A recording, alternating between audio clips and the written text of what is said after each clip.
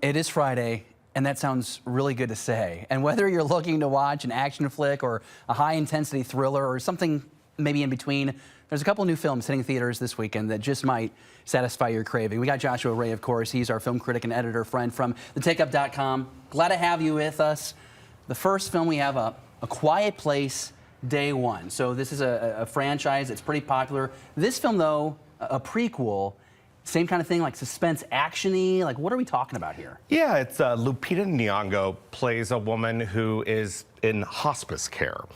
And they take a day trip into New York City, and it just so happens that the day trip that they take is the day that all those crazy clicker aliens come in. And they're like invisible, right? They're not invisible. So these are the aliens. It's a quiet place because you have to be very quiet. They only have sound, but they're very big and dexterous and very scary. And this thing kicks off real quick too, and gets you involved. And what's great about it is that New York City is a place that is filled with so many little alcoves and so many little places where you can create suspense pretty easily.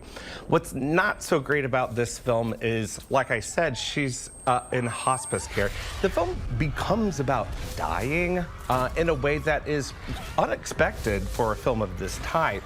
And it really becomes kind of treacly and a little cute. But I'll tell you, what should be billed as the major attraction in here is she has a cat with her the entire time. And somehow the cat survives everything.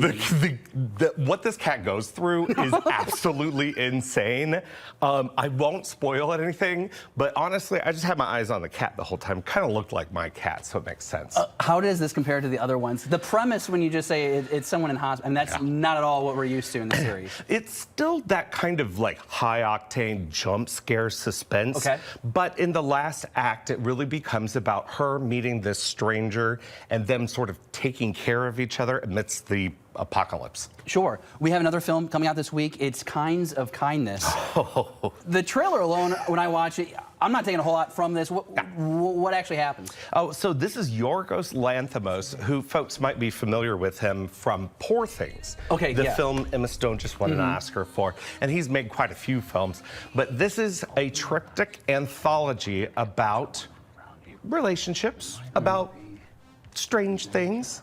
This is not a film for the faint of heart. It's very violent, it's very deadpan, and it's very weird, and it's very funny. Now, you mentioned Emma Stone, working with the director again. How is her performance? Obviously, she got a lot of great reviews. Won Best Actress for Poor Things. Yeah. This is kind of old school Yorgos Lanthimos. If you've seen Killing of a Sacred Deer, no, nothing? Josh, I'm sorry. It wasn't on the list of prep for this segment. Well, so all of the acting is sort of monotone, very measured, and a lot of humor comes from that. So it might be something that people are not really prepared to see Emma Stone do.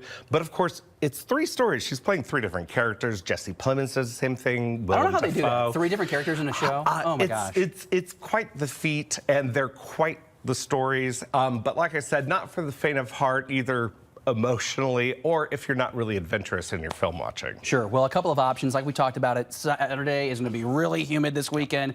You got some films to check out. Josh, as always, thanks for joining us. And you can always check out his work. He's got reviews and podcasts, so much more happening over at thetakeup.com. You can also follow him on social media at TakeUpSTL.